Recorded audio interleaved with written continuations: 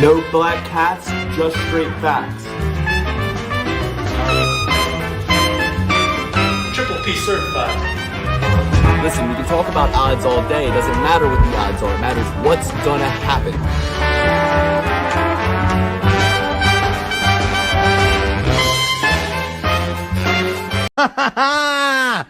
No problem, mate, yeah? No fucking problem. We're here. UFC 318 breakdown, main card prelims. UFC Dustin Poirier versus Max Holloway. Full card breakdown, picks and predictions coming at you right now. But first, UFC Nashville Recap. I won a bunch of money. I had a couple great plays. We came on this podcast. Alex, I believe, went 10 for 12. I think I went 9 for 12. Let's get into it. Let's talk about the card. Alex, how was your viewing experience? I, for one, had a great night. Yeah, very enjoyable card. But I will tell you, the problem with a lot of finishes, a lot of fluff, people. I get sleepy. I'm watching these cards.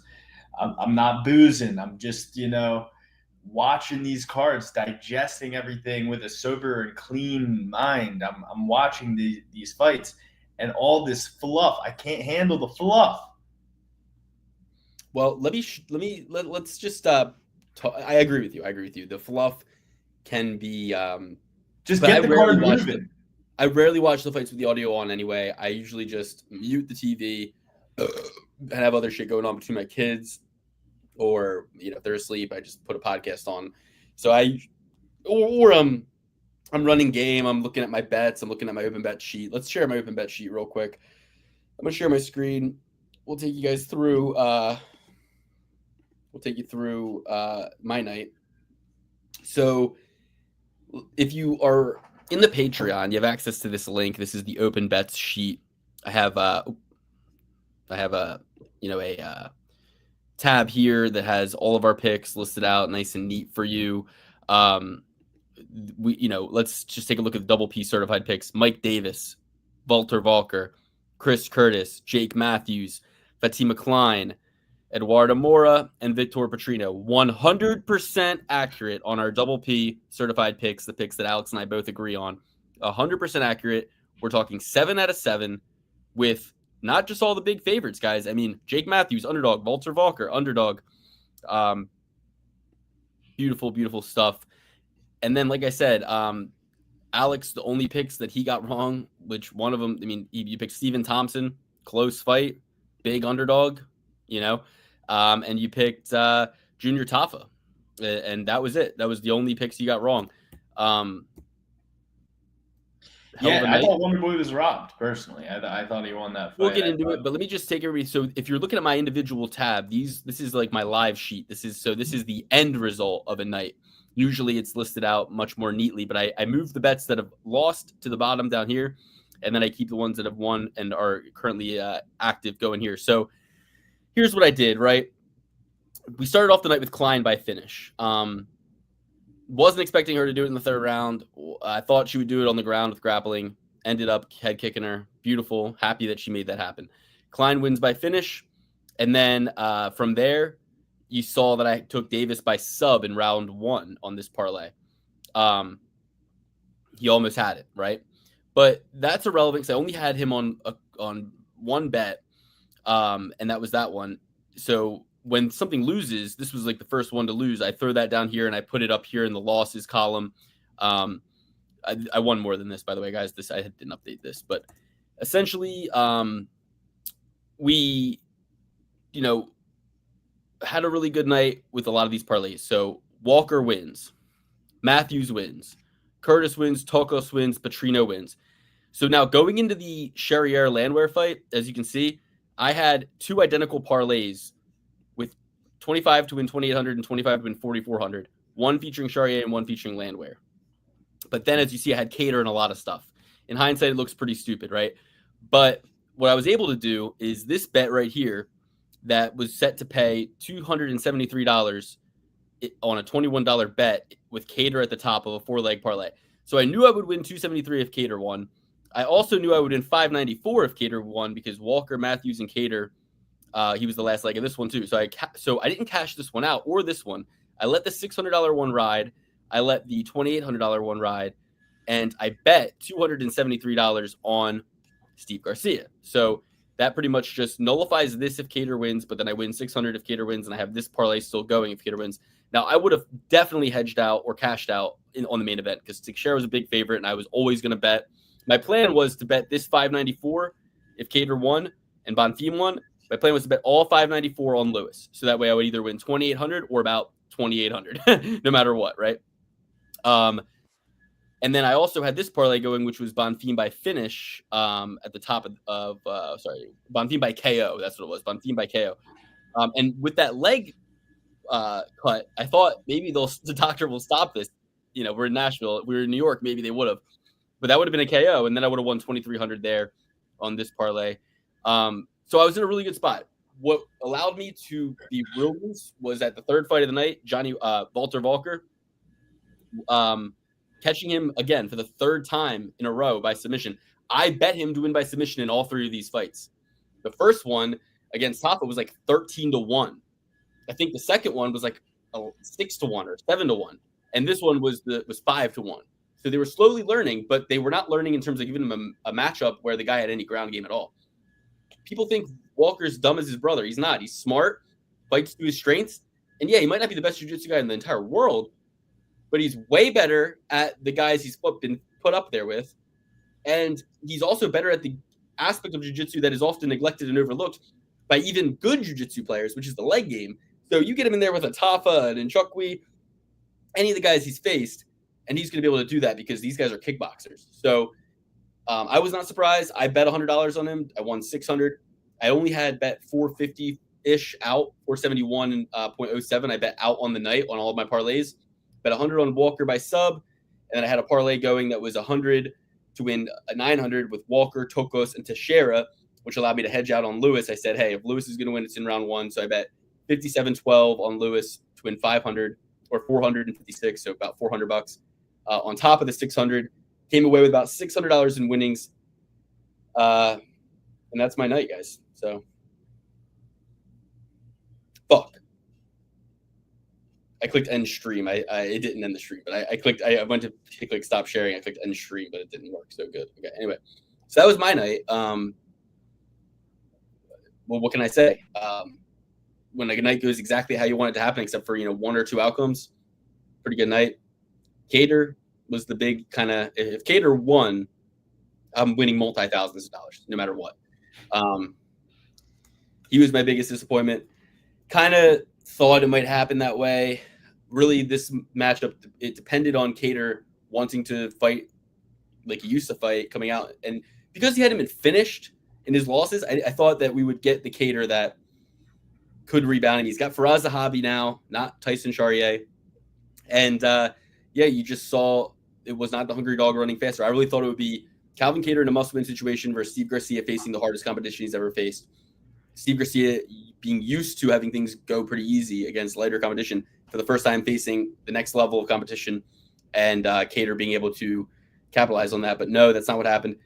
Hindsight, I don't know. I mean, I could have hedged a little bit more on Garcia, I guess, but I was able to still win money or recoup some losses that I had in the parlays with Kattar on it, get a little bit of juice going, and then finally get some more money in the main event. But that was my night. I was happy I did what I did on Lewis. I was happy I didn't leave it all up to Teixeira. I looked at the guy a million times. I was like, he's fucking 8-0 fighting Derek Lewis. Derek Lewis looks great. We've seen this story play out before, So I threw some money on Lewis at the end there. The alternative would have been to cash out for about 500, for about 500, which really would have been 400. So if I cashed it, Teixeira went out, I would have gotten 400 because I bet 100 and it was going to give me 5. So I pretty much won 400 on Lewis. So it would have been the same if I cashed out or if I hedged on Lewis, and that worked. So this at least kept me with 2 options rather than just no options. Tom Aspinall better be shaking in his boots. I'm pretty sure one of his only losses in MMA is by heel hook, and Walter Volker is knocking on the door of a title shot by being on a 3-fight win streak. It doesn't take long to get to the top 5 in the heavyweight division, and Walter Volker's knocking on that door, baby. Yes, Derek Lewis, phenomenal. People crying about an early stoppage. Don't think so. And for one, why do we got little ass Jason Herzog trying to bust up these 2 behemoths? We It's like can't a be letting. It really is. And there was a soccer player who just got in trouble for having dwarfs at a party that he had, like, as entertainment. But Dana White's throwing Jason Herzog out there with Derek Lewis every night. You know, he doesn't care at all. Well, here's the thing. I don't give a fuck. Here's what the refs would say. So, Luke, you're saying that the ref needs to be able to physically stop these men. What ref could do that? None of them could do that. These are the best fighting athletes in the world. Fair point. But what most of being a ref is getting in between guys. And if the guys you're trying to get in between are 2 or 3 times the size of you, it's a mass problem. It's a sheer, like, your body as a barricade to stop a punch, or to or to even signal to them that you're stopping the fight is not noticeable enough. You know what I mean? And, you know, say what you want about Big John McCarthy, dumb as a box of rocks, but, you know, he at least could get in between somebody and maybe take one, you know, like a forearm of Derek Lewis to the head or the chest or something like that.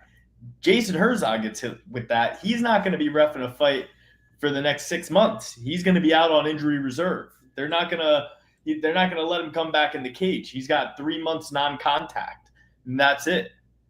Well, and then the other thing, they had the other short ref, I forget his name, but the short guy that's like jacked, they had him in the highlights reffing a lot of these heavyweight fights too.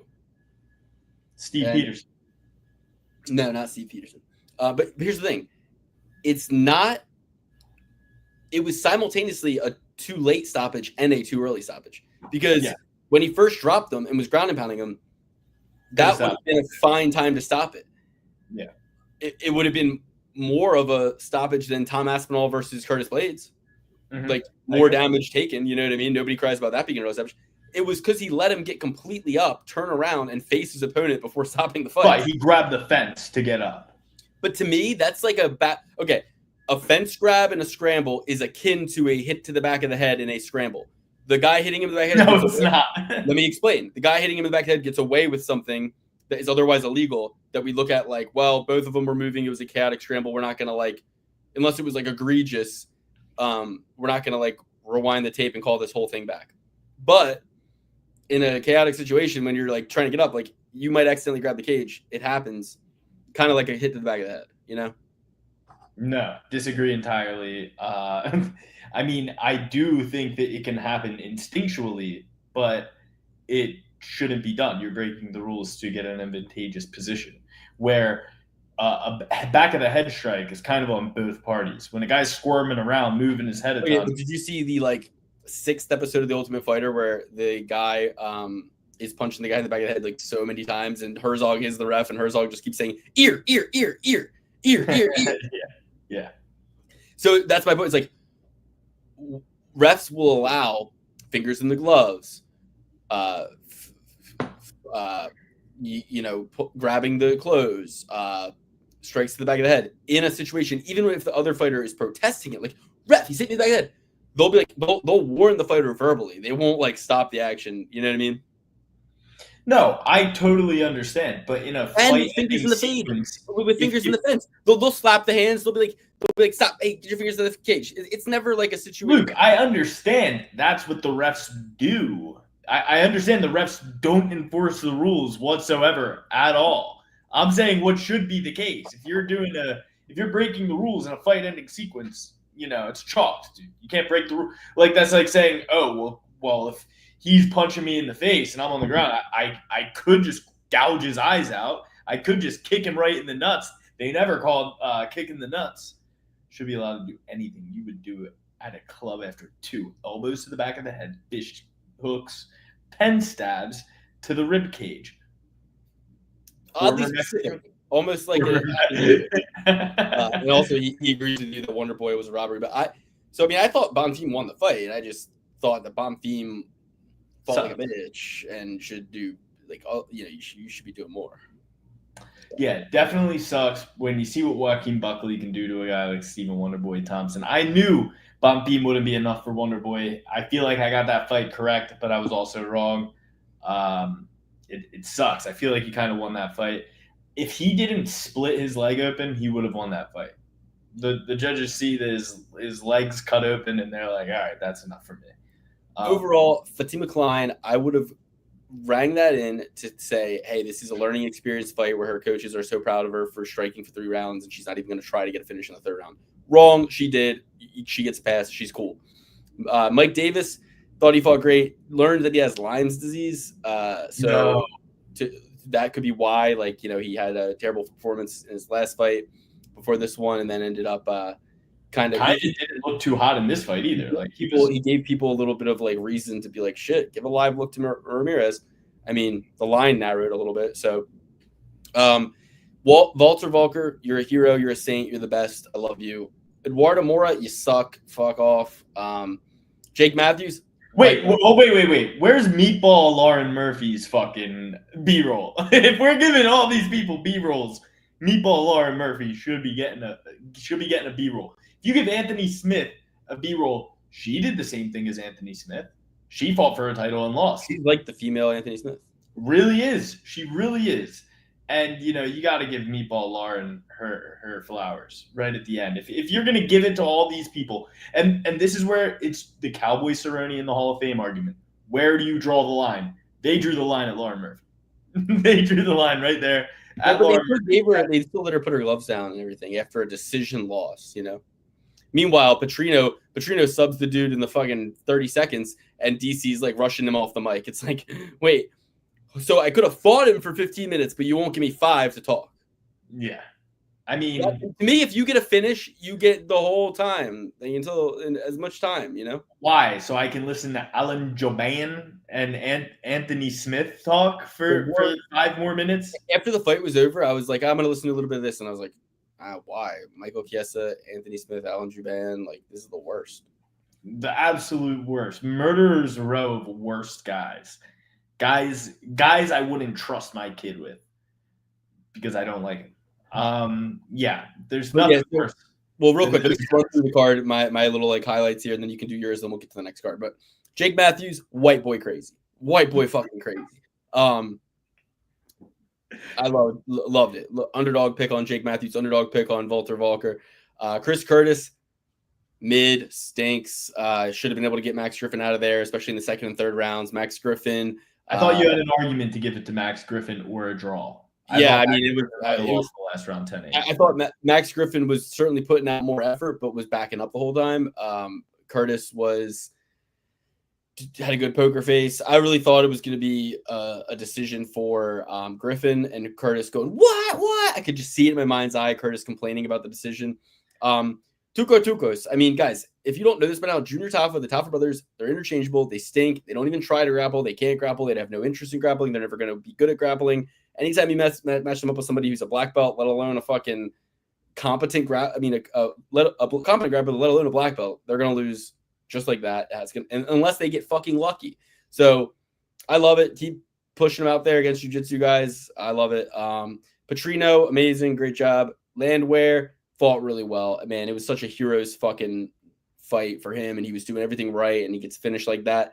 I thought he was going to probably win a decision. He looked like he was doing everything right in the first 2 rounds for me. Cater, we talked about it. He's a fucking bum. And Bonfim also kind of bummy. Teixeira, you're a bitch. Lewis is the man. Love him. And that's my story. I'm sticking to it. Okay. Derek Lewis, phenomenal. Wonder Boy still got it a little bit. Bonfim, absolutely horrible. I know these Bonfims are quitters. Steve Gart, Wonder Boy had his shin busted open and was still throwing high kicks with it the entire time. I gained a lot more respect for Wonder Boy. I mean, I always used to have respect for Wonder Boy, but I kind of lost it. Now I'm kind of back on Wonder Boy's side. He's won me back with the fight style. The fight style is beautiful. I didn't love what he was saying earlier in the week. He was like, this guy Jack Dalla Maddalena wants to hold up the whole division and fight somebody who's not even in this division. I'm like, Wonder Boy, I don't think Jack Dalla Maddalena has any say in what the fuck happens to him. They had Islam lined up for the winner of if Jack won for the last 12 months. So much so, we didn't know who Ilia Topuria was fighting until 2 months before his fight, when that could have happened months and months and months and months in advance.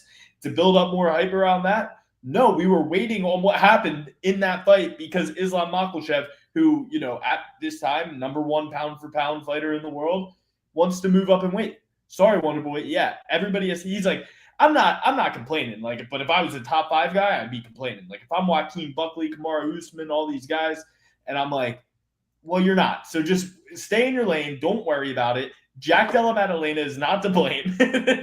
Blame Islam or blame Dana White. Either one of the two, because it's all out of Jack's hands, my friend. I don't think he would choose to fight Islam Makhachev if he had a lineup of 10 people in the UFC. Islam Makhachev is probably on the lower end of that list of guys that Islam or that Jack Della wants to fight.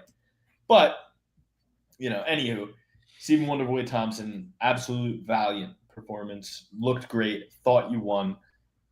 Calvin Kattar, I mean, you threw single-digit strikes through 10 minutes of the fight.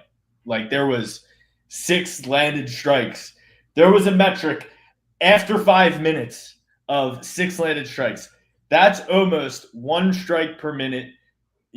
Dan's over here doing strike per second counts, strike per 30-second bulk chunk. Calvin Kattar's throwing 1 punch per minute. Can't win a fight that way. I knew before the first round was over that Calvin was done.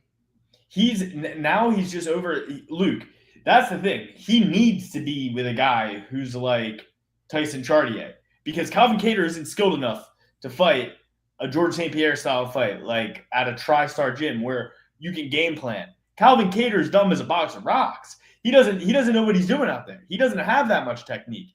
He's a guy who bites down on the mouthpiece, gets on the inside, and lands that strike. That's what he does. He's not going to TriStar reinvent himself at 36 years old. Hell no. That was the dumbest pick you could have ever picked on this card. Dumbest pick you had on this card. I agree. At least Wonderboy, one of the biggest dogs on the card. Split decision loss. Not a dumb pick. Tafa was my dumbest pick. And I hated picking that. I had to grab my nose while I was doing it. My girlfriend and I are watching the fight. She said, who do you want to win in this fight? I was like, I picked Tafa, but I want Tukos to win. I hate the Tafa brothers more than anything. I think that Dana White hates the Tafa brothers more than me. I think he is the only person who hates the Tafa brothers more than me. And I have a weird conspiracy theory. I think Dana White hates the Tafa brothers. He sends them out there just to get beat all the time because of what Mark Hunt's doing. I think that he just sees a resemblance in the Tafa brothers as like, I need some type of like penance for Mark Hunt suing my balls off, putting me in lawsuits every single day. I need to get some revenge. So he's like, oh, these Tafa brothers, you train under Mark Hunt. Come on in. Come on in. We'll show you a good time. Calvin Kattar as an underdog against Steve Garcia was dumb, but I saw a dumber pick. Friend of the show, Clint, comes on the show every once in a while. I saw that he bet Kennedy and Chukwui to beat Walter Walker by submission. That's the dumbest thing I've ever heard in my life.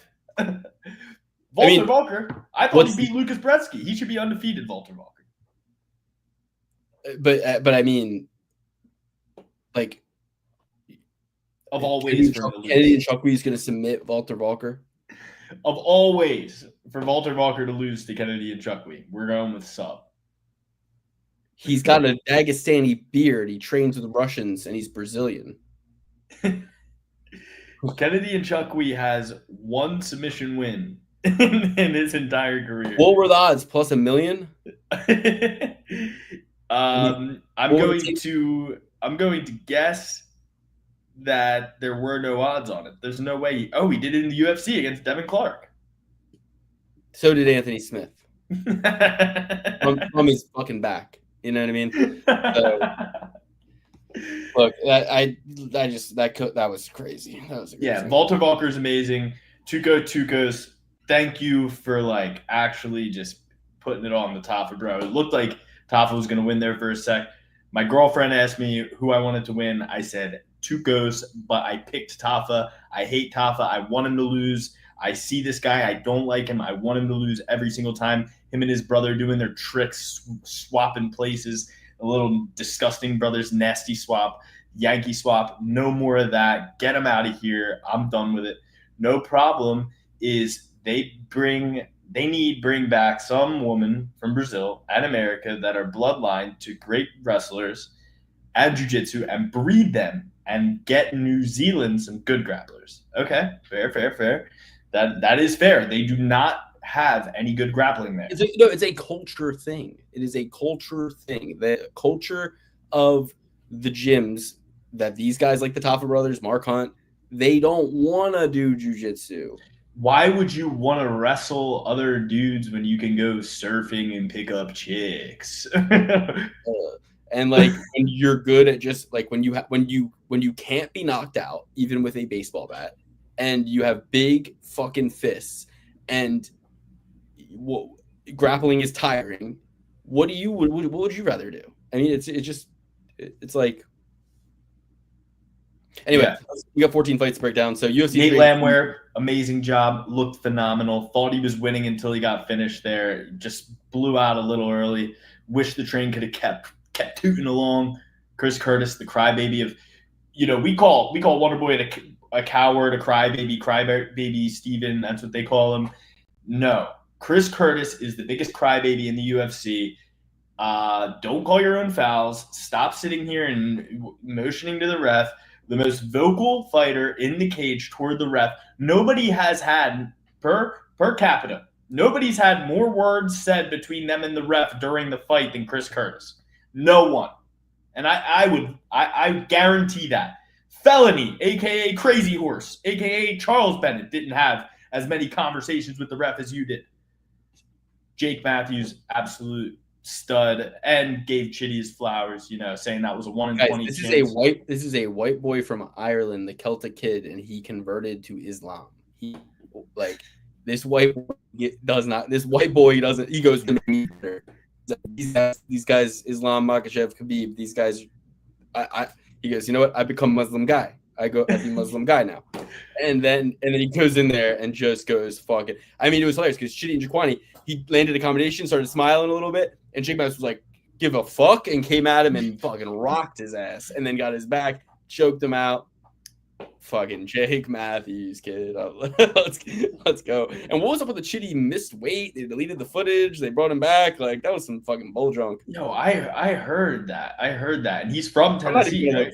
I'm not even gonna look into it any further. But I'm already moving on. But All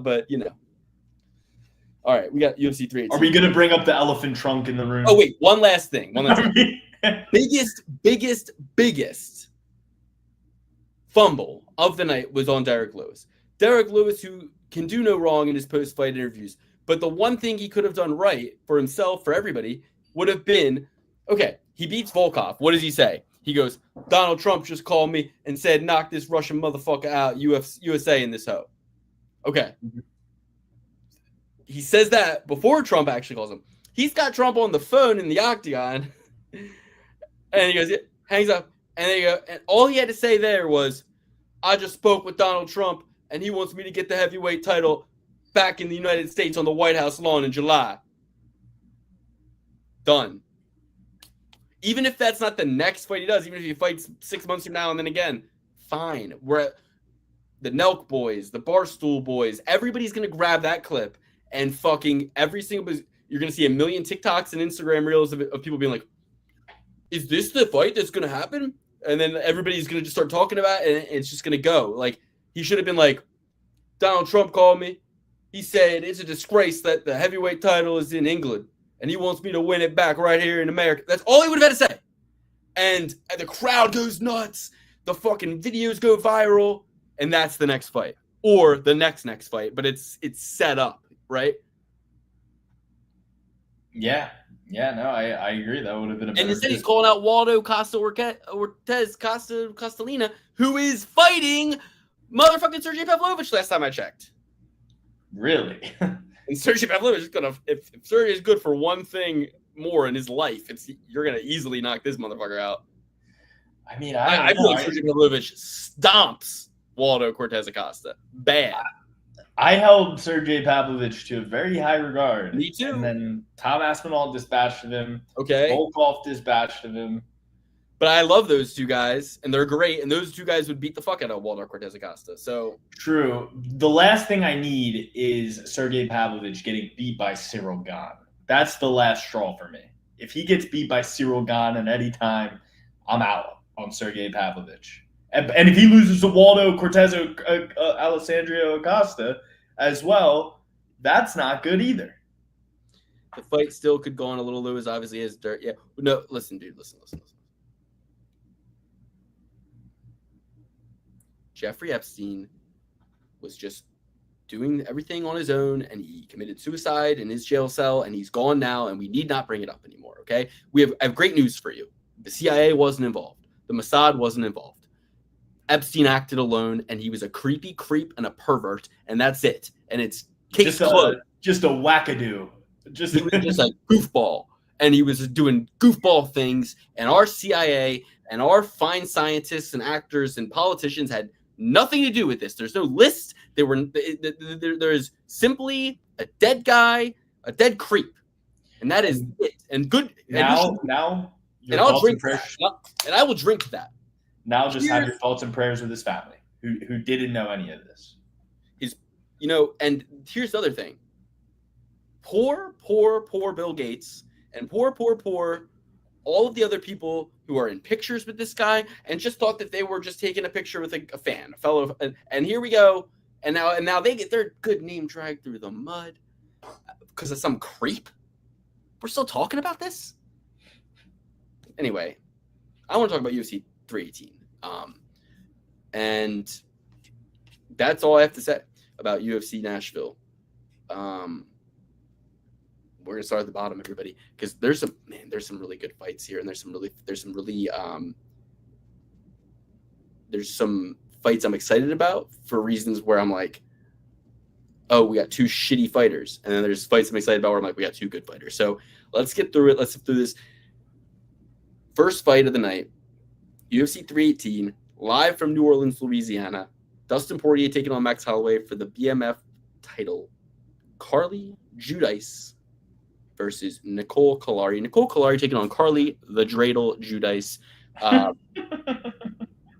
that's just a good joke. That's just a great joke. She's coming off that head kick win. I remember I was in Florida 3 weeks ago. I was in Florida. I watched her head kick Dubin, proven this is a bad bitch. That was ruthless, brutal, amazing. Carly Judice is good. She lost the split decision to Gabrielle Fernandez. She lost the split decision to Ernesta Caracate. But then what did she do? She's 26 years old. She said, I ain't leaving it to the judges this time. She got a fucking head kick win. Sure, she's 4-2. Kalari is coming off a split decision loss to the same chick, Caracate, Ernesta. Before that, she's getting submissions. Look, I like Carly's ability to knock out Kalari's. Carly's going to knock out Kalari and then eat some calamari. And then drive a Ferrari.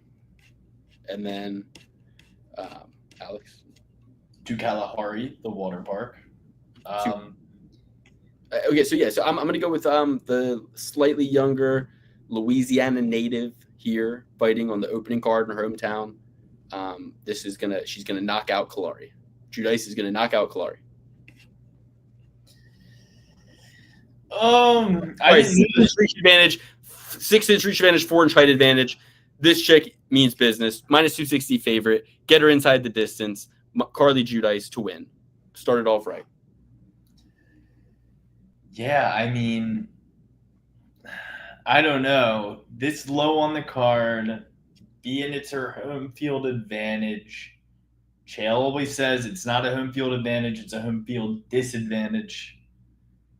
You got to answer all these calls, cousins, friends. But he has an easy answer for that. I'm 4-2. I'm the first fight on the prelims. I'm not fucking giving any tickets to give anybody. I need to fight for my job. Leave me the fuck alone. No, she's so worried about her job. She's already got a side hustle of trapping these tickets out. So that there's two. Her to both ways be.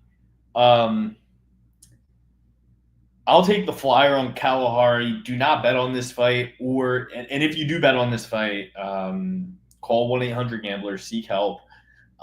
Find a way back to God and Jesus, instead of betting on Carly Judice versus Nicole Kalahari. You need to reevaluate everything if you're betting on this fight. I'm taking a flyer on Kalahari, but do not bet this fight whatsoever. Next up. Take us through the next one. Start us off. Gotcha. Next up, we got Bruno the Hulk Vieira versus Jackson McVeigh. Yeah, I mean, Hulk is a minus 645 favorite here. You're not really getting too much value on him. Definitely more experience. Definitely way higher level opponents than Jackson McVeigh, who was supposed to fill in against Tadrikas Dumas, but allegedly he tried to go into the cage with his ankle bracelet from his alleged home burglary. Kind of crazy stuff. Tadrikas. Training footage has emerged of him training with the ankle bracelet, by the way. I know that's why he couldn't fight. I just don't want to say that he committed a crime. I want to allege that he committed a crime, I guess. I don't know what that means. We'll see what the jury has to say. Tell it to a judge. That's what I always say. Tell it to the judge. But yeah, this guy has not faced anybody that I've ever recognized their name ever in my life. So I'm not gonna sit here and tell you he's gonna beat the Hulk. The Hulk's gonna go out there and do his thing, but there's no value on him. It's not the sexiest pick in the world, but I'm going with the Hulk. What if I told you I heard McVeigh is good? That changes things. And Fiera, the problem with Fiera is he does not look as jacked as he did in his first UFC fight, and that is apparent. Well, yes. So when I picked him, when I picked RoboCop to beat him, and he knocked out RoboCop, I remember being like, "Damn, this guy is fucking good." Then he comes out in his next few fights and looks nothing fucking like that. Loses to Ruzabov, dispatches Phil Halls and Stolfitz, fine. Loses to Abbas Magomedov in a fight where he really was starting to look not like himself. So he was able to beat Petrosian, and I really think Ferreira is good as fuck. But I'm more apt to chase the undefeated heavy underdog here, and than I am to bet him at minus 645. So give me Jackson McVeigh. He'll be my official pick, and I do actually have a bet with him in it at this point. Okay, very nice. I'm going to take us away on this one and then refill my water. We got Ryan Spann versus Lucas Bereski. Superman versus the Bull. I'm not taking the Bull. He does nothing great. Nothing he does is great. I mean, I wouldn't necessarily say Ryan Spann, anything he does is great either, but it's not gonna be an issue for Ryan Spann. Lucas Bereski isn't somebody that's gonna put your lights out. That's usually Ryan Spann's issue. He's a little chinny. I don't think Lucas Bereski is going to be strong enough to hold him up against the cage all fight. I feel like that's usually his game plan, to catch in dubs, but he's not going to be enough for Ryan Spann. Ryan Spann, although he is not a very good fighter, he's good enough to beat Lucas Bereski. I recommend every light heavyweight who's going on hard times to jump up to heavyweight, but not financial advice. Before you jump off, let me just say this: Ryan Spann stinks. He's not. His head's not in the game. He doesn't care. He's got the least motivating fight he's ever had. Every time he fights, his motivation goes lower and lower. Bereski needs to win, is still in the upward trajectory of motivation and wanting to be here. And I believe Bereski wants to be here more, and I'm going to take a flyer on the underdog, Lucas Bereski. Fair enough. Oh, I need to refill my water. I don't know how many times I got to tell you this. Okay, go ahead. I'll take us through the next fight, everybody. So with that, yeah, I think that, the big takeaway with Spann, it's like he lost to Anthony Smith. And I don't think he's got the wherewithal to get this fight to the ground for as long as it's going to take to get a submission. I don't think he knocks him out. I think he's slower. I think he's less motivated. His chin's worse. So I want Lucas Bresky all day. He beat Walter Walker, who's the best. So next we get Marcin Prachnio. Feels like an open and shut case after Krut's decent performance against Bellato, right? So like Bellato, say what you want about him, at least he was active, big, athletic, heavy guy. And Crute coming off of lost to Anthony Smith, a fight that forever will burn me, because if Crute beats Anthony Smith that night, this is 4 years, 2 months ago. We started this. We're in about a year into this podcast. I have a parlay going. I have 2 parlays going with Valentina Shevchenko, who won that night as the last leg. In between that fight is Smith versus Crute. I have Jimmy Crute. And Jimmy Crute gets the fight stopped. It was in New York.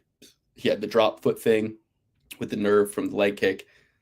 But if you remember, at the end of that round, Jimmy Crute still was able to take Anthony Smith down. Still was able to hold him down until the end of the round. Jimmy Crute was going to come out in that second round, take Anthony down, and submit him.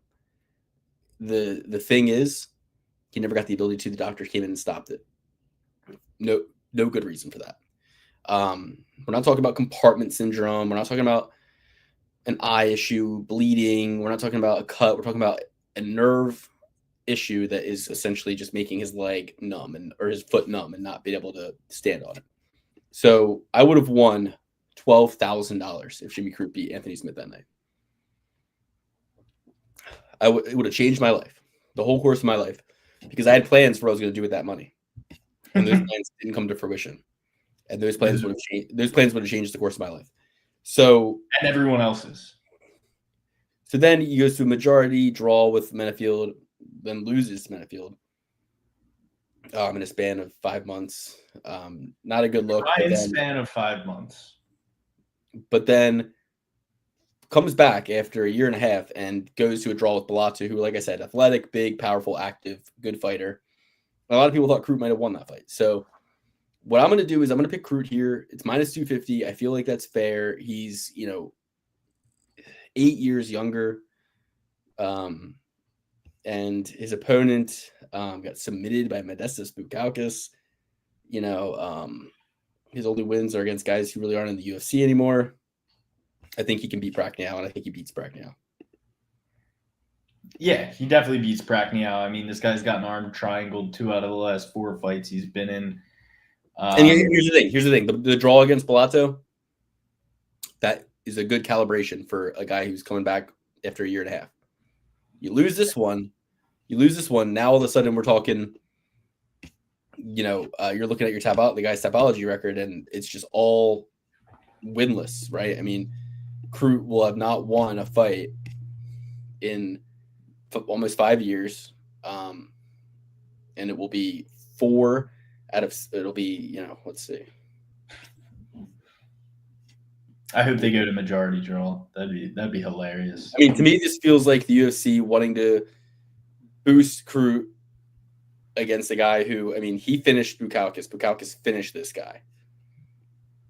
Yeah, no, it's Jimmy the Brute Crute. It's Jimmy the Brute Crute all day. I mean, guys, look at Jake Matthews. Jake Matthews had a rough start to his UFC career as well, coming into his own now at like 33. Jimmy the Brute Crute had a similar trajectory. Came in the UFC, 22 years old, kind of got off to a really hot start. Started seeing some stiff competition in Anthony Smith. And with Jamal Hill, remember? I picked him to beat Jamal Hill. Yeah, Jamal Hill, Anthony Smith, title contenders, title winners. So, you gotta look at Jimmy the Brute Crute, think that this is the bottom of his career right now, and he's only going to go up from here. I think this is a great pick, and I like the trajectory of his career. I think he's going to do well. All in all.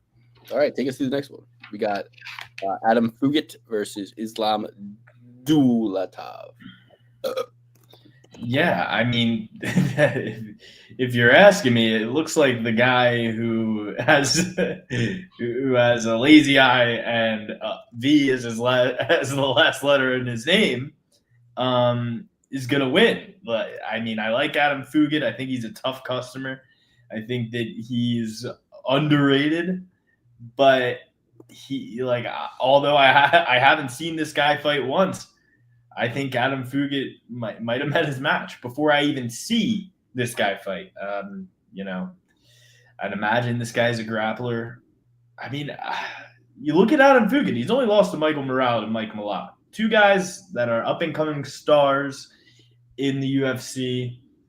I'm kind of talking myself into, you know, Adam Fugit here. This guy's only 11-1, lost his first fight against a guy you never heard of, won the 11 after that against guys you've never fucking heard of, and don't even lie. Don't act like you know ball like that. No one knows any of these guys.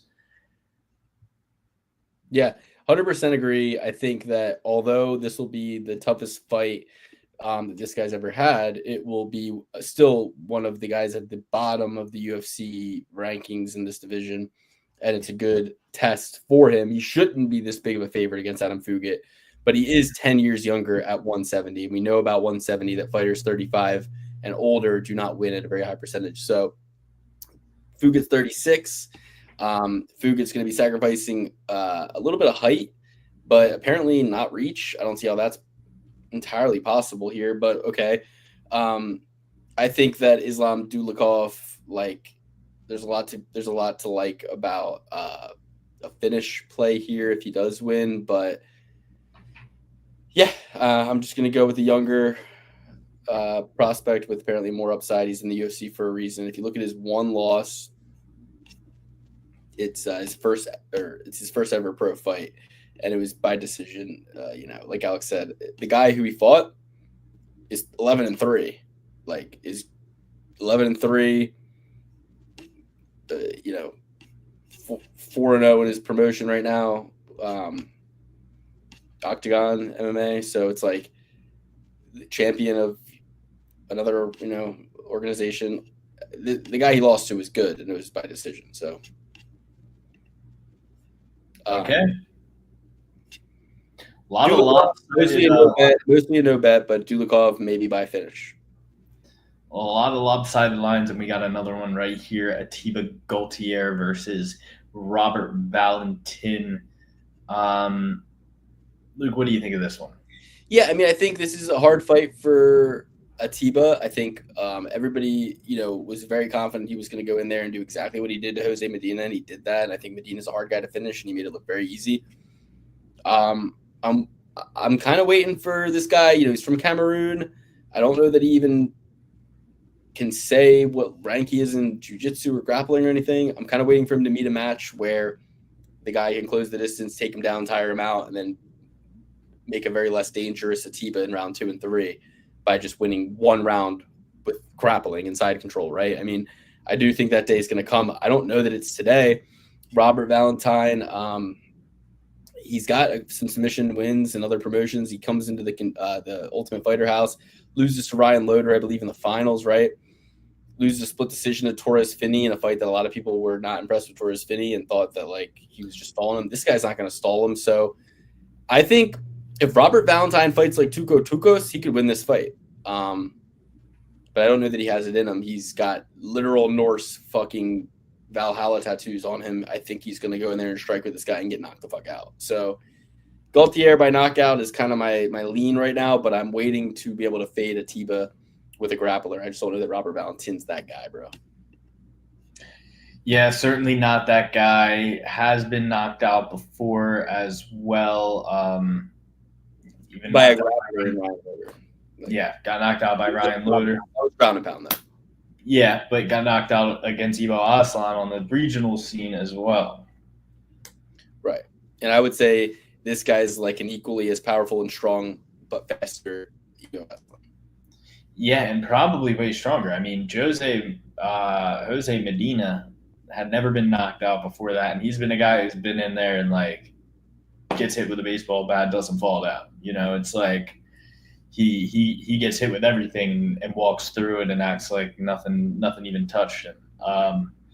So yeah, I'm gonna go with Gaultier just for the same exact reasons as you. Robert Valentin doesn't have enough dimensions to his game.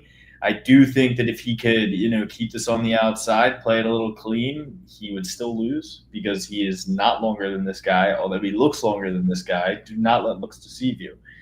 I think Robert Valentin is fucked. But, it'd be awesome if he could pull it off.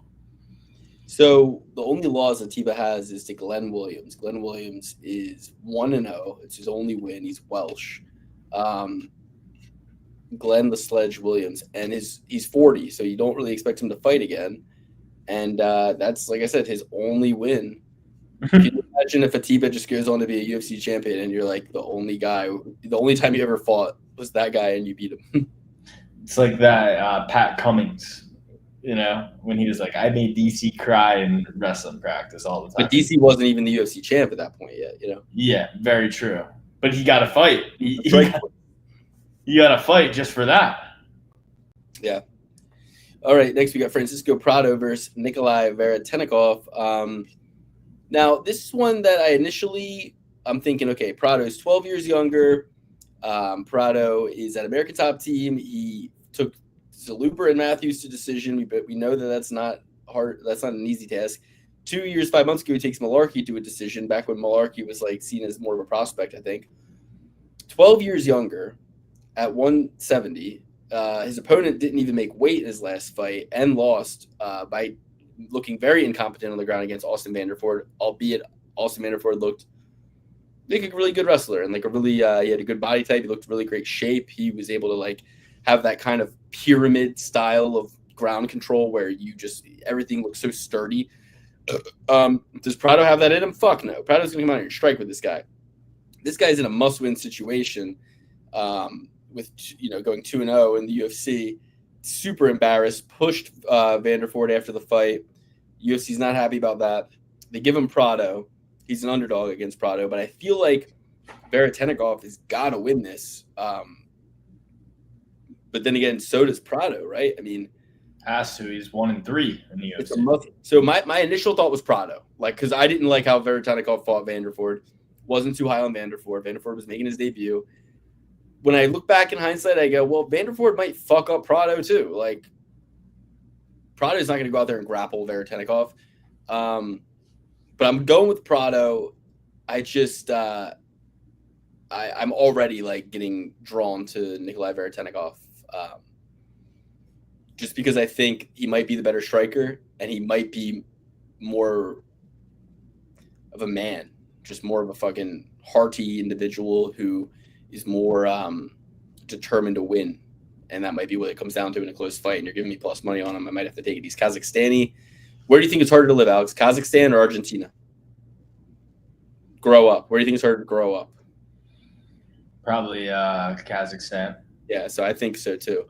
I think in Argentina, they're by the water, by the beach. I think in Kazakhstan, they play a game where you have to take a goat carcass into the opponent's zone, kind of like football, and they play it on horseback.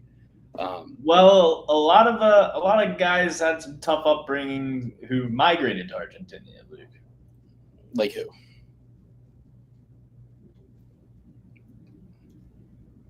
You know. Brendan Schaub's still looking for him. Okay. You mean Tim Kennedy? Yeah. Yeah, no. Those guys didn't have a hard upbringing. Well, I don't know. Marvin Gas seems pretty hard to me. But I'm gonna go with Francisco Prado. Love what you're saying. Yes, child upbringing probably has a lot to do with this. Yes, but I like Prado's tenacity. I think he's gonna go out there. He's gonna, he needs to win this fight. He's super young. He's got a bunch of time to grow and develop, but he's gonna win this. He's coming out of a good team, fighting a lot of good guys every day at American Top Team. So we're going to go with Prado on this one. He looks like a Drew Dober. I think I'm going to go with Veretennikov, actually. Okay, go ahead. I thought you were already. Veretennikov doesn't throw. Stares a lot. If he wins, it's by KO. Prado more aggressive. Okay. Yeah, Tory versus Brendan Allen 2. Yeah, Marvin the Rivers, Brendan Allen too. I didn't know this was the second time they fought. I really don't remember their They first fought fight. at a casino once. Oh, right. So, the Louisiana native Brandon Allen, coming off the loss to Anthony Hernandez, but impressive that it went to a decision. I mean, Luke, Hernandez, before we even break this fight down, IQ combined in the cage that night, not counting the ref. 24. Okay, fair. I'm surprised they have two brain cells to rub together. This really is a fight between the two dumbest guys in the UFC's middleweight division, and that's saying a lot. Of all time, too. And it's not even that they're dumb; they're dangerously dumb. These two guys, because they don't know that they're dumb, and they don't believe that they're dumb, and you'll never convince them that they're dumb, and they think that they know. Like they're like, I got it. Like Brandon Allen, like they could come up to Brandon Allen, like after the fight, this is what you're gonna do, and he'd be like, I know, and then he'll go out there and think he did what they said to do and not do it. They created a country based around guys like this. Nico Price, Brendan Allen, Marvin Vettori. The English just decided we're sending them away. We'll figure it out later. Boom, Australia. We need to do that with Marvin Vettori, Brendan Allen, Nico Price. We gotta and Nico Price has already procreated enough for the next legacy. Send them all to Antarctica or something. We need a personality-based wing of the Ultimate Fighter where you just force Marvin Vettori and Brandon Allen to be in a house together. Nico Price is not in this category. He knows he's dumb. But no, because he became a cop at one point in his life. So he thinks like, I got it. I know what to do. I'll direct the traffic. I'll arrest the people. Like I know. And it's like, do you? And like Vettori, like per example, comes out with his shorts backwards. Yeah. I got this. Take the picture. Are you taking it? Like, this kind of look, like this indignant look of like, I know better than you. And like, remember when he was arguing with Costa and thinking like Brett Okamoto gets them two together so that they can square this circle of like him having to miss weight. And all Vettori had to do is be like, no, I'm not doing the interview. I'll see him at the fucking weigh-ins. We'll see what he weighs in and we'll talk about it after. And then that puts all the pressure on Costa, makes him shitting in his pants, makes him actually try to make something of a weight. And then after the fight, you take 30% of his purse and you say, yeah, fuck you, idiot. And you just put him in check the whole time. Instead, he gets tricked into doing an interview and then agrees in the interview that he goes, I don't care what you weigh, and he goes, oh, I'll stop you right there. So you don't care. You don't care for weight. Okay, then we're all good here. Just did the most brilliant Sigma sales tactic. Go watch the video on YouTube. We should just give it a watch because they're both fighting tonight. Should we just give it a watch? Give it a watch. Throw it up there. All right, guys, we're gonna watch a YouTube video. I hope that this is fair use. Oh look, when I go to YouTube, I see us. We're live. This is great. This is crazy. Okay. It has to be fair use. We don't make no money on this. We're just gonna watch this. Shouts out. Oh, hold on. Sigma Grind set. Paulo Costa. Okay, it's called Paulo Costa Sigma Grind set. It's 3 years old at this point.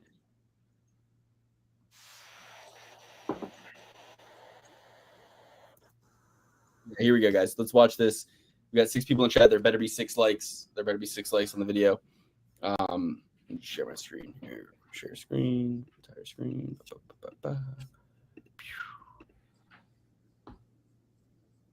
Does that work? We need sound. There's no sound. There's no sound? No sound. Okay. Never mind, guys. So basically, you got to hit share audio too, not just screen. How do I do that? I don't know on StreamYard. I just know from. Okay.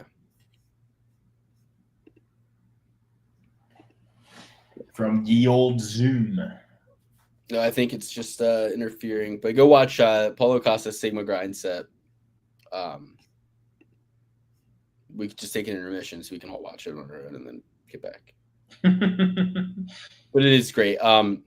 Yeah, I'm going with Marvin Vettori, the Italian Dream, plus 185 underdog. I think Brendan Allen's an idiot, and he loses a decision to Vettori. He tries to take him down. He fails. Vettori boxes him up, and give me Vettori. Yeah, I'm taking Vettori as well. Brendan Allen, dumber than Vettori, somehow manages to be dumber than Vettori. He is going to gas out immediately, and Marvin Vettori has a motor. He's going to be going the entire time. He's going to win by decision against Brendan Allen. But don't be surprised if he puts Brendan Allen away. No, I'd be surprised if he put Brendan Allen away, but I think that he wins by decision. I think Brendan Allen is just going to have so much exhaustion. He's coming into a home crowd. He's dumb. He's going to adrenaline dump so quickly, and Marvin Vettori is just going to have his way with him after that. That's how I see it happening. I can't see it happening any other way. I think Brendan Allen starts off hot, starts feeling himself, lets the crowd energize him a little too much, then falls off the cliff. Yeah. I'm with you. Okay. And I think that if you can't out-wrestle Nasruddin Imavov, you're not out-wrestling Marvin Vettori. Mm-hmm. Next, we got Kyler Phillips versus Vinicius Loke Dog Oliveira. I'll keep my pick short, sweet, to the point. I'm going with Vinicius Oliveira. I think he's more intimidating. I think he's got all the same skills as Kyler, but with more stopping power and less bitch-assness. And I think he goes out there and just is a heartier individual with a thicker neck, thicker bones, and beats the fuck out of Kyler Phillips. Yeah, absolutely. Absolutely. I mean, this guy he has some losses in his career, but he has good losses on the regional scene. Christian Quinones, he made it to the UFC. Ali Talib also made it to the UFC. Those aren't losses that you cry about for a guy when he's coming up on the regional scene. Only 29 years old, looks amazing. He moves fast. Kyler Phillips is going to get put in the. I really thought he was talking about us, and I was like, "Sweet Pete, you're always so nice. You're always so nice." I was like, "But that's hilarious." And I was like, "We are two dummies going at it." And I was like, "Oh, he's talking about Brendan Allen versus."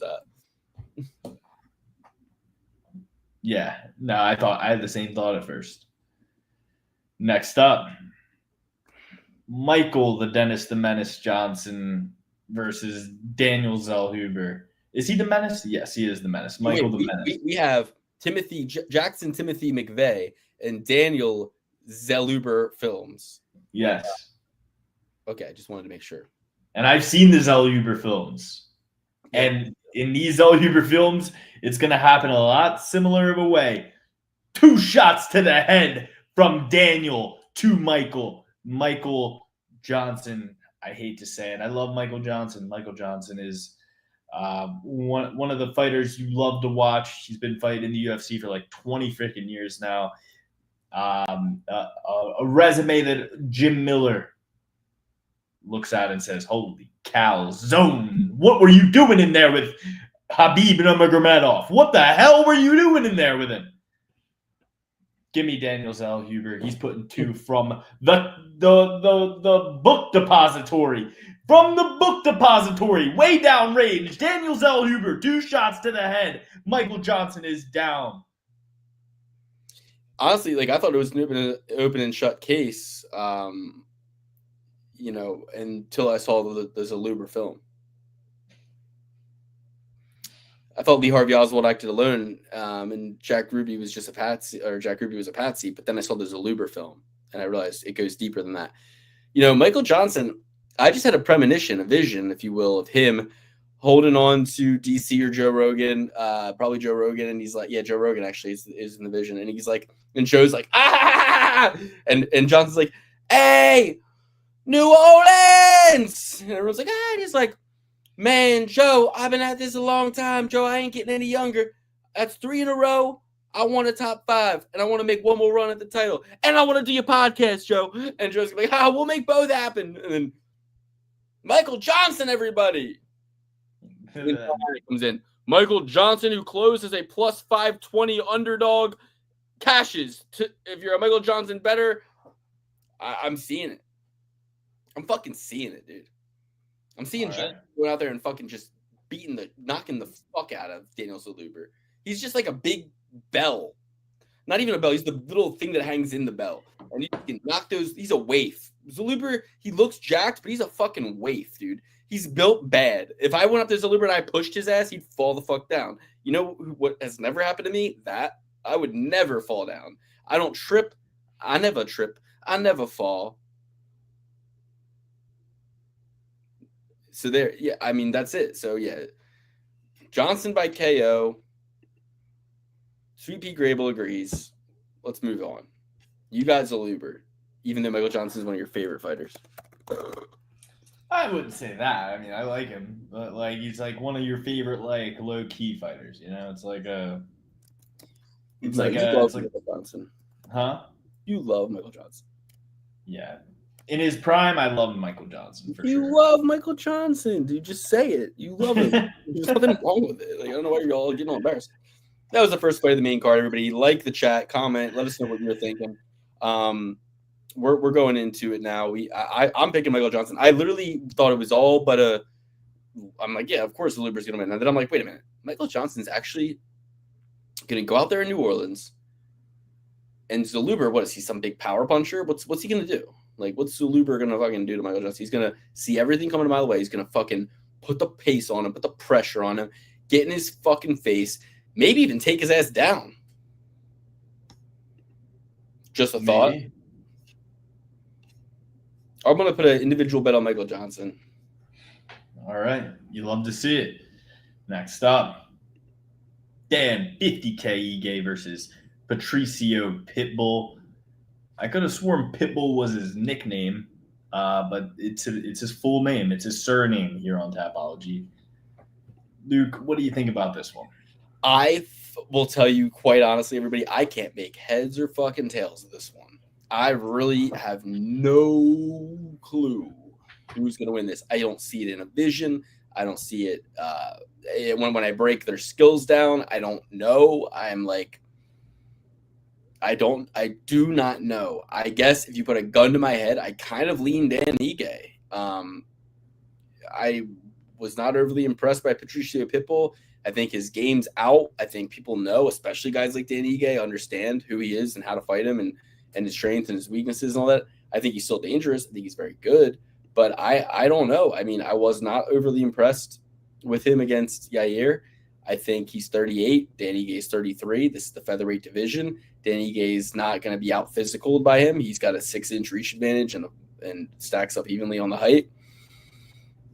Dan Ige lost to Lerone Murphy, lost to Diego Lopez, and he lost to Bryce Mitchell. The Bryce Mitchell fight, I believe, was pretty short notice, and I thought Dan Ige won that. He knocked out Andre Feely. He knocked out Sean Woodson. That was 3 fucking months ago. 3 months ago was when he fought Yair. Who rebounds better, a 38-year-old or a 33-year-old? Now I see it clearly. It's 50K Dan Ige. 50K Dan Ige is my pick. I agree. Couldn't agree more. Dan Ige, he's got that, we always say it, Hawaiians, although they don't have much wrestling, they have really good wrestling defense. Their defensive wrestling has always been good. You think about Max Holloway, BJ Penn. These guys were not getting taken down a ton. It's because they are on the surfboard. Good center of gravity. Very good balance. They're able to stay on the feet. I think Patricio Pitbull's only route to victory against Dan Ige is taking him down. And I don't think he's going to be able to do it. I think Dan Ige is going to stay upright. If he did it against Bryce Mitchell, pretty imposing figure, he's going to be able to do it against mini Patricio. I think this is an open and shut case here. I think Dan Ige goes out there. And I was kind of flip-flopping back and forth on this one at first too, but once I thought about it a little bit more, it was always Dan Ige. We rated Patricio Pitbull too high. We rated Patchy Mix too high. And I thought that Dan Ige being a favorite here might be the market overreacting rather than correcting itself. But when you really look into it, when you really think about it, Dan Ige is going to win this fight, and he could even put Pitbull away. He's an old man, 38 years old at 145. And shout out to Bryce Mitchell going down to 135. He's going to be a menace down there. I do remember Ross Pearson. Ross Pearson. Yeah, I always rooted for that guy too. I liked him. He was a part of the first season of The Ultimate Fighter. Alex and I watched way back in, I believe, 2006. USA versus Oh no, yeah, he was actually on Hendo versus Bisping versus Hendo. Yeah, second or third one I ever watched. Yeah. Don't leave out Hawaii great Chris Lieben. Yeah, of course. And Chris Lieben he's that special breed of methed out white trash that allows for him to possess. I never knew he was Hawaiian. He's I don't know that he's like Polynesian or island or Hawaiian, native Hawaiian, but I think like he lived in Hawaii. No wonder he's such a little knucklehead.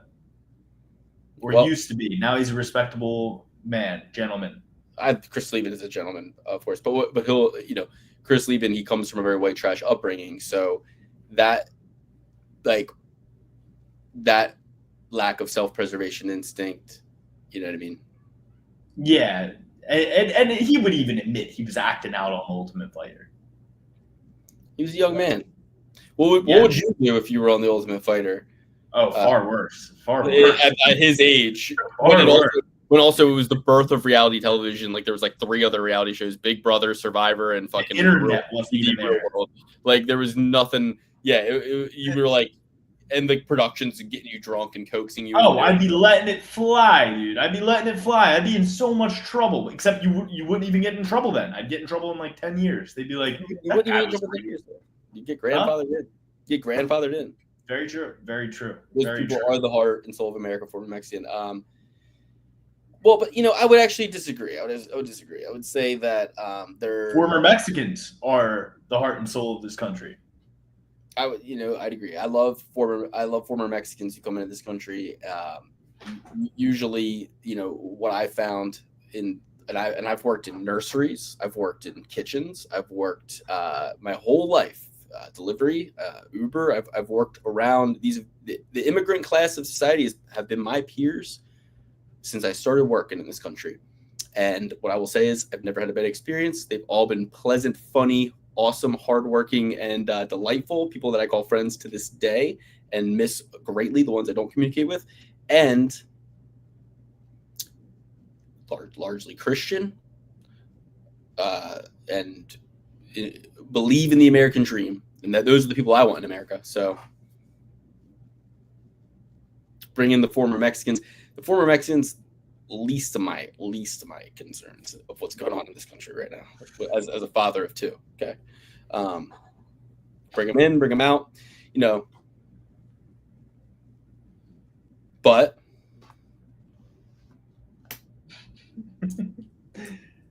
there is something to be said about rule breaking. Don't bring in fentanyl, everybody, and we got to make sure that we are, But you know what I would say that here's 5 years ago, Luke. Hey man, what about the OxyContin Express? We're bringing enough fentanyl in this country. We're bringing enough painkiller. What about the Sackler family, man? And then I'm like, fair enough. You got to just keep your head on a swivel, guys. Honestly, like you got to keep it's all got to come from the center. It's got to come from the center of you. You have to be resilient. You got to create an orb of protection, a aura of protection, a prayer mana, a protective bubble around you that all of this stuff, whether Trump's in office, whether Biden's in office, as my friend Nick Rochford would say, I'm eating fucking lobster. Like, I don't care who's in office. I'm having steak and lobster. You know what I mean? And I haven't had lobster since I don't even know when. But I'm just, it's a metaphor, right? It just means we're gonna watch this. And I'll tie it into this. People talk about, the UFC card was trash. The UFC card's trash. This UFC card trash. Guys, I come from a time where there were 11 events a year. Okay. We do have 11 really solid quality events a year, and then we have a shitload of other events throughout the year too. Would you rather none? I'll take a shitty UFC card over no UFC card. I watched NASCAR yesterday, so I had something to gamble on. I like sports. I'm a fucking American. I want to watch sports. I agree with you. Yeah, some of these guys shouldn't be there, but aren't you glad they are? Aren't you glad that you can bet on Walter Volker to fucking sub these Tafas and win shitloads of money? Aren't you glad? Like, don't hate the player, hate the game. But I'm going to reverse it. Don't hate the game, fade the player. Don't hate the game, fade the player. Don't hate the. But you know the problem with that is, okay, Luke, fine. Lauren Murphy shouldn't be in the UFC anymore. She's a 42-year-old lady and never was that good anyway. Agree with you. So I'm going to fade her against Eduardo Mora. Agree with you. But Luke, Eduardo Mora's money line is minus 600. How do I bet this? Well, all my logic says Eduardo Mora should finish her in the first round. And Eduardo Mora goes out there and fucks everything up for everybody. So, Eduardo Mora, you're to blame for everything that I just discussed. Eduardo Mora is to blame for the border crisis, immigration problem. Eduardo Mora is to blame for pretty much everything, okay? Because if you had just fucking won, then my argument would have had a full circle logical completion, and I would have been able to say, you can figure it out. So now I have to say, so the logic says to bet on Eduardo Mora to win in the first round, right? And then you can get some juicy underdog odds on that. And you go, yeah. And I go, but we're talking about lady fights.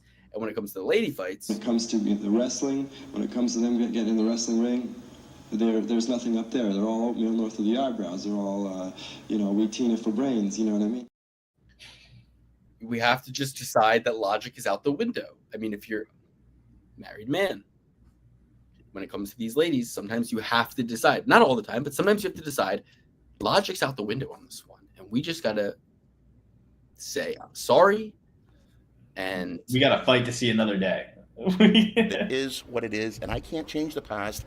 And yes, I've made mistakes. All I can do now is apologize and move on. I don't know what. Guys, okay. Can I just? Yeah, go ahead. Yes, please. All I can say is I've made mistakes. Yes, I have smoked crack cocaine. That was me after the baptism. So, we've all been there. We've all been there. And look, excuse my language there, but. All right, we got Kevin Holland versus Daniel Rodriguez. Oh my goodness. Another open and shut case. Kevin Holland is going to go out there and beat the fuck out of Daniel Rodriguez anywhere he wants, on the feet, on the ground, any fucking which way. He's going to make Daniel Rodriguez his dog, and he's going to walk him. But Luke, hold on one sec. What if they tie their bandanas together like Kevin Holland and Wonderboy did that one time? They could tie their bandanas together, and the whole hood gonna love it. I know, and that's the thing. I can definitely see a lot of high-fiving going on in this fight. But the problem is that even when Kevin Holland's high-fiving and talking, he's knocking bitches out. And he almost, knocked out Jack Della, or what's his name? Yorner Balgin. What's the guy's name? Gunnar Nelson. Almost knocked out Gunnar Nelson from his back. Kevin throws hard, hits hard, is younger. I mean, you talk about age at the 170-pound weight class. This guy's 38. Kevin Holland is young, long, strong. I mean, and I've said this before. When he fought Daniel Rodriguez started training when he was 32.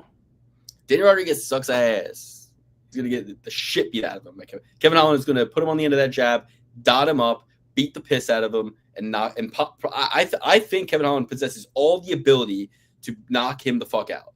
Will he do it, or will we see a 3-round decision where he's beating the shit out of him in between Daniel Rodriguez clenching him up against the cage and Kevin Holland slapping him against the head for a few seconds to waste time? Maybe. But I think Kevin Holland finishes him. I think he finishes him because I don't think he wants to be there for 15 minutes against Daniel Rodriguez. I think it's easier to just go out there and beat the fuck out of him from minute one. Former Mexican is saying Holland by sub. I could see it. For sure. Club and sub. My bros be cool as hell. We love chilling. They don't say much. We drink beer sports. I don't know where this is coming from. I don't know where that is coming from. The former Mexican thing. My girl be gone. See ya. No. Do you see what he said at the end?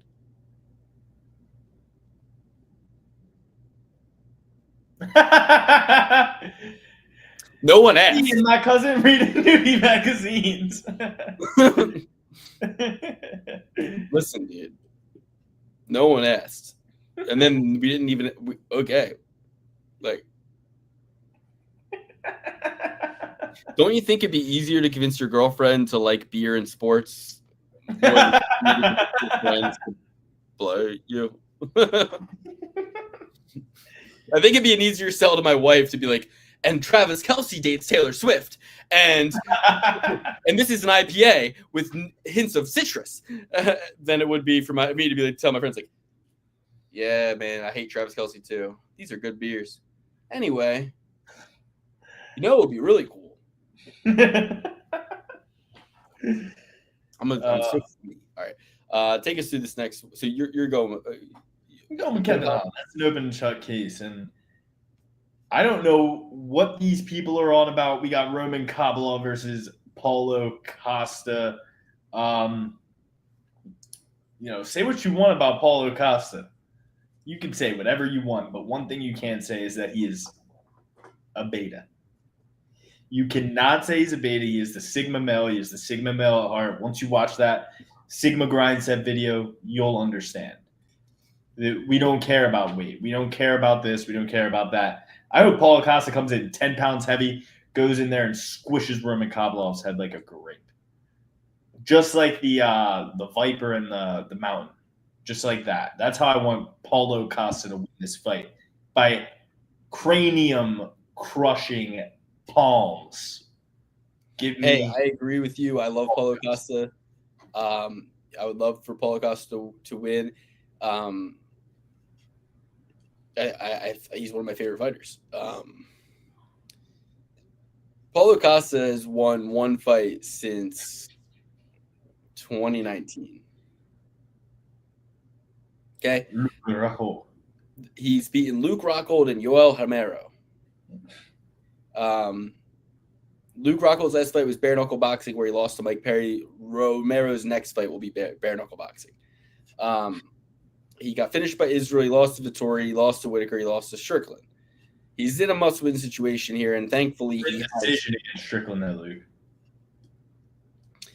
But again, right? So you might say like, well, he lost to Whitaker a year and 4 months ago, but that was the first time he had fought in a year and 6 months. Then he lost to Strickland shortly after a split decision. Okay, hey, top of the division, Whitaker, Strickland, top of the division. So no worries. But now you got 2 fights in 3 months after going a year and a half off. So hey, now the next one will win. Here's the problem: he hasn't fought in a year and a month. He hasn't fought in 13 months since that Sean Strickland decision. Kopylov fought 6 months ago. Kopylov fought a year and a month ago on the same card. So he's put up double the time. But moreover, he's fought 5 times in the last 2 years, whereas, again, 5 to 2. Two fights to 5. How did nobody have the caption on the pictures of McGregor? Conor McGregor, live and uncut. I don't know. That's just genius. Yeah. Live and uncut. Everybody thought of the lifting weights thing. Is everybody uncircumcised? Am I the only one here that got absolutely defiled? Apparently. So my instinct and my pick is Roman Kopylov here. All right, fair enough. And my reasoning is just activity. I would have said youth. I would have thought Roman Kopylov was like 28 to 31, but he's the same age exactly, like almost to the day as Paulo Costa. So I'll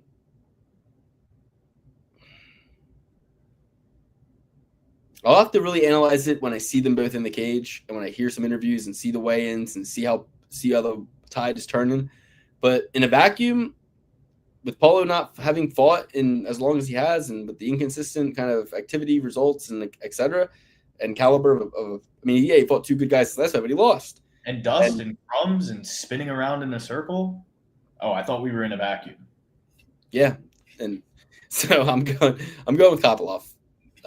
But I love Costa, and this could change as it gets closer. And if I have Kopylov at the last leg of a parlay, I'll be hedging on Costa to some degree for sure, so that I don't find myself in a situation like last, where like the guy I won and I can't enjoy it. I will enjoy a Paulo Costa victory in some capacity, but my belief is that Roman Kopylov. You know what? It almost isn't though. It almost isn't my belief. And it's like if Chris Curtis had success against Roman Kopylov, and you know who else did? Albert Duriev and Carl Robertson And, I'd really like to see Costa versus Curtis. That would be a better fight. I would like to see that more, but he's back down to 170 now.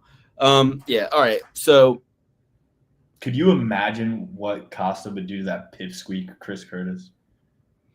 I'm going to go with Kopylov, but tentatively. And now we have the main event, Dustin Poirier versus Max Holloway. Dustin the Diamond Poirier 30-9 versus Max Holloway 26-8. Max Holloway and Dustin have fought 2 times before. Dustin submitted him, and Dustin beat the shit out of him for the interim lightweight title.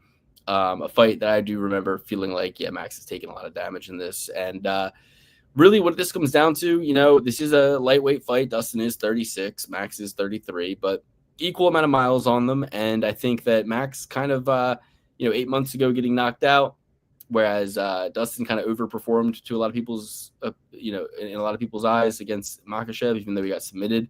Didn't take a ton of damage, took a lot of time off, has really been only focused on this, training for this, getting ready for this. I think Dustin has, a lot more to kind of lose here. This is his fairy tale moment. He not only wins the BMF title, he leaves on a win. He doesn't have double-digit losses. He wins in his hometown.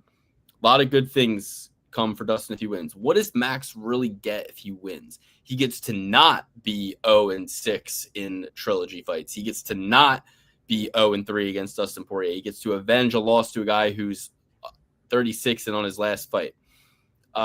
He gets to get back in the win column after a knockout loss and maybe even be able to challenge the guy who knocked him out in this division and at lightweight and put his BMF title on the line against Ilya's lightweight title. Maybe, I don't know, he can maybe figure it out. But at first I thought open and shut case Max Holloway's going to win. Then I thought Max Holloway is actually not a better boxer than Poirier because we saw them fight for 5 rounds and Poirier beat him handedly and convincingly. And the reason that was cited by both him and Teddy Atlas was that Max is a rhythm fighter. Luke Thomas did a good breakdown on this too. Max is a rhythm fighter, and Dustin did a great job of interrupting those beats and keeping him off his rhythm. I don't see how he can't do that again. I think it's a lot easier to get a guy off rhythm than it is to stay on rhythm. And I think that Max doesn't strike hard enough to really give Poirier too much to worry about.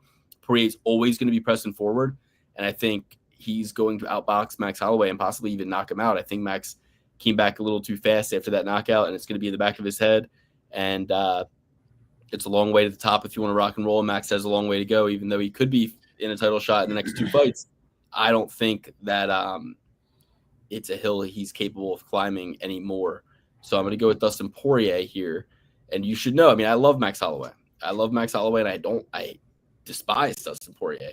But this is just what it has to be. I have to be in Max. I have to go with,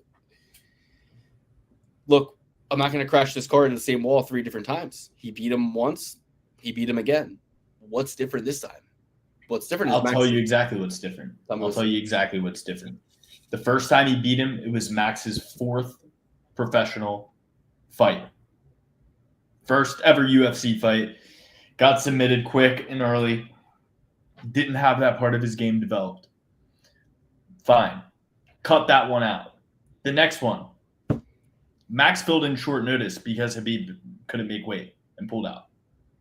Or was injured and pulled out. That's why it was an interim title fight. Yes, it was. Why else would it be an interim title fight? And why else would Dustin Poirier fight Habib after that in Abu Dhabi? Where, wherever it was.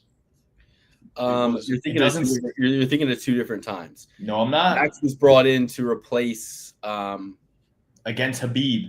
And then they didn't let him fight because the weight cut was messing with his head and he seemed like he was dazed in all of his interviews. I remember that. These are 2 different occasions. Luke, why else would it be an interim title fight? No, dude. You're thinking of, he was scheduled to fight Khabib April 7th of 2018. They pulled Max because of the bad weight cut. That was the short notice fight. No, these are 2 different scenarios. Why else would it be an interim title fight? What was Habib doing? He didn't go to a different weight class. He didn't take an extended break. All right. Well, look, I'm looking at this. The only canceled bout from that card was Paige Van Zandt versus Poliana Botelho. There was no. I understand, but Luke, it doesn't matter. Why was it an interim title fight? Because Answer that question. He doesn't fight when it's not fucking convenient, and they had to do something in between. Okay, let's see when Khabib's fight was. September 7th against Justin Gaethje. We're against Dustin Poirier. Dustin Poirier. The fight before that was Conor McGregor, October 6th. About a year apart. Does that mean an interim? I don't know. I feel like it was originally supposed to be. I'm saying it wasn't short notice. It was short notice. It was short notice. Max Holloway bumped up. I remember he was saying that now, because the whole time with the Justin Gaethje fight, he was saying, I had to bump up for Dustin Poirier on short notice, and I was still a featherweight. Now I'm coming up against Justin Gaethje. I'm a full-on lightweight. I've gotten my body ready for this. I knew I had to go back to featherweight after I fought Dustin Poirier. Right, that's different, though. That's different, though. What do you mean? It's different because he was talking about the fact that he was the current featherweight champion and knew he would have to go back down and defend that belt. Yes, but I'm telling you, that was not the original fight booked. Otherwise, it wouldn't be an interim title bout. There was no reason for it to be an interim title bout. Khabib fought a year apart, just like every other champion. But they threw that interim title around for Ferguson versus Gaethje, and then Gaethje won, fought Khabib, lost, and then Khabib wasn't going to fight for a while, I guess. So they fucking, or I don't know. No, Gaethje was the last fight. Yeah, I know. All right, well, agree to disagree. I'm taking Poirier. You're taking Holloway, it sounds like. Yes, both of those fights were bullshit. Max is a true lightweight now. He's going to go out there. He's going to dog walk Dustin Poirier. There are no. You don't have to read these right now. I'm just throwing them up to get to later. Go ahead. Yeah, exactly. The Prestige. So long ago. I'm making Poirier know about that. You can't like just throw words on the screen and tell me not to read them though. Like I'm like while I'm talking, like I obviously am going to read them. 100%. The second next fight was short notice, 4 weeks. Bingo. So he didn't have enough time to bulk up. Exactly. That's what I'm saying. He's going to go out there. He's going to dog walk Dustin Poirier. He's going to hit harder than ever. Dustin Poirier, there's no happy endings in this sport. Fuck you, Dustin Poirier. You don't deserve one, and you're not going to get one. You brought all these people to Louisiana just to watch you get knocked the fuck out, courtesy of Max Holloway, the greatest fighter to ever live. My favorite fighter. Take everything I say with a grain of salt when it comes to Max Holloway, because I will never bet against him. Beautiful. Well, all right. So let's go through our full picks top to bottom. I will start it off. I'm going DP, Dustin Poirier, at the top. Then Roman Kopylov, followed by Kevin Holland, Dan Ige, Michael Johnson, Vinicius Oliveira, Marvin Vettori, Nikolai Veretennikov, Atiba Gauthier, Islam Dulatov, Jimmy Crute, Lucas Brzeski, Jackson McVeigh, and Carly Judice. McVeigh, Brzeski, Veretennikov, Vettori, Michael Johnson. Those are my 4. 1, 2, 3, 4, 5. 5 out of 14 dogs I have selected. 5 out of 14 dogs. Luke, you just fell for some of the propaganda that people are putting out there to make Khabib be the greatest fighter of all time, by the way. You just fell for that. Tapology and the deep state want you to think that Khabib was so great. And, everybody says he's a pullout merchant, but he really only pulled out these 3 times. Like, he really didn't pull out that much. They're fudging the numbers. They're trying to make Khabib better than he was. He pulled out against Dustin Poirier. He couldn't do it. Max Holloway jumped in. And I'm going with Max Holloway to get revenge. Coming for revenge all summer 25. Let's go, Max Holloway all the way. Paulo Costa, Kevin Holland, Dan Ige, Daniel Zellhuber, Vinicius Oliveira, Marvin Vettori, Francisco Prado, Atiba Gauthier, Islam Dulatov, Jimmy Crute, Ryan Spann, Bruno Fiera, and Carly Judice.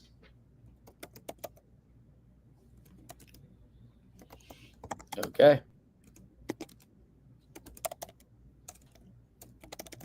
Sorry, hold on. I'm just doing one quick thing.